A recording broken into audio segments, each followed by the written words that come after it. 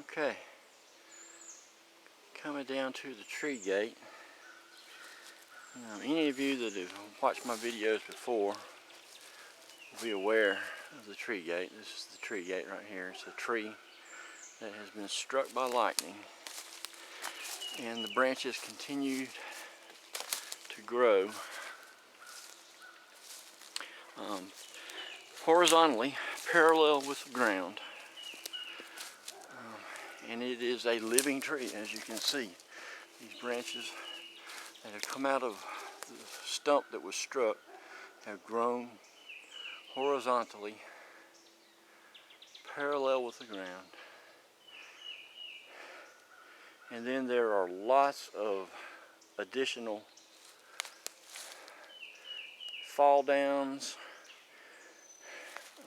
knockdowns, depending on what you believe.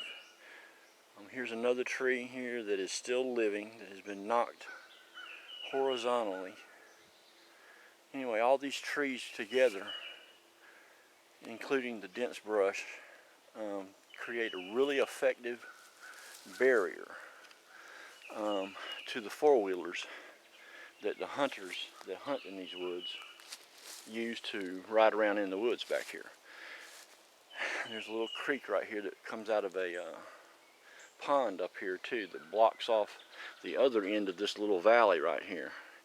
And on either side of this valley are farm fields, and the borders bordering the woods bordering the farm fields are just thick, dense brush and briars.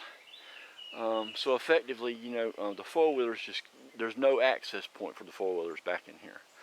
And beyond this gate, there are these huge structures that are composed of limbs and naturally growing vines and vegetation, but they take the shape of huts, and down underneath the huts it's hollowed out. I haven't been up here since all the leaves came back out really thick. I came back here several times earlier this year, earlier in the spring and in the winter, when it was all the leaves were falling off the trees. But anyway, as you can see, there are just tree bends everywhere right here.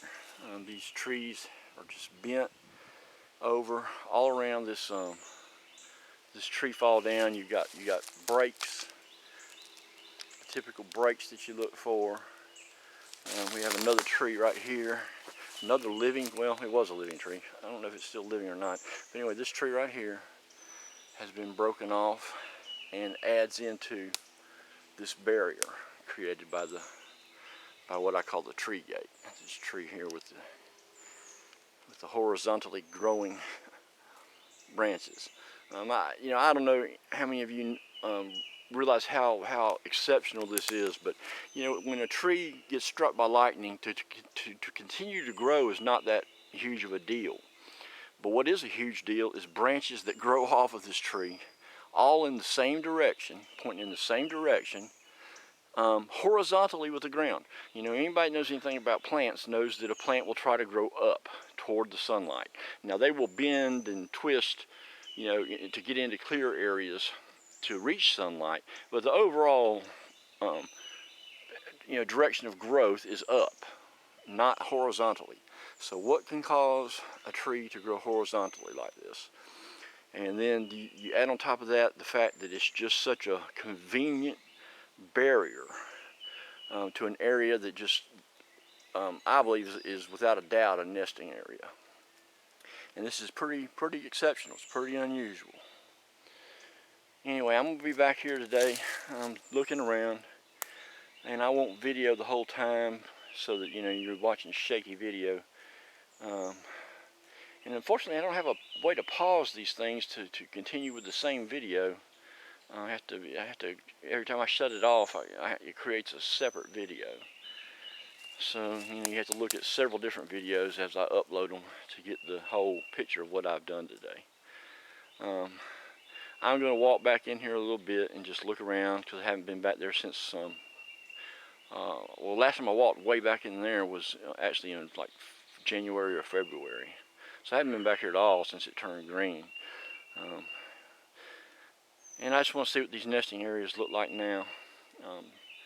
I try not to do this often. I don't like to intrude on these guys because, you know, it's obvious to me anyway that they don't want, you know, people back in this area. You know, they kind of block this off that this is our area. But I think these guys are pretty used to me coming around, and I brought me some nice little sweet treats for them. I always leave treats whenever I go into an area that I feel like, actually I leave them everywhere, but especially when I'm getting into areas where I see lots of tree bins where they're marking, you know, this is ours, you know, with the tree bins and tree breaks and you know, stuff like that. You know, I'm always sure to leave treats there for them, you know, just as my way of saying thank you, you know, and I respect you and thank you for letting me come into your area. But I try not to overdo it. You know, I know a lot of the areas where they nest, and I try to walk around them as a general rule and just video from the edges of them and not walk right up through the middle of them all the time. You know, I don't want these guys, you know, how would you feel if somebody was, you know, stranger walking, just come up and walk through your house all the time, you know? So, you know, I try to treat them the same way. I try to give them respect. And, you know, I want these guys and me to have a good relationship, you know, on trust, and not for them to feel like I'm a hunter. I see too many people going out videoing, and they crash through the woods and they stalk these guys like a hunter, and you know, it pays in the results they get on video. You know, if you treat these guys like friends and, like, you know, give them respect, and don't treat them like a quarry that you're out there stalking, you know, I just think you're gonna get better results. You're for sure gonna have more respect from these guys than if you're walking out there confusing them, you know, using the same tactics a hunter uses to go through the woods. And that's going to be kind of something that makes them kind of suspicious of you. Anyway, I'll give you one good more look around here. You can just see how thick and dense this is. I'm actually in a little clearing, you know, right here by this tree gate.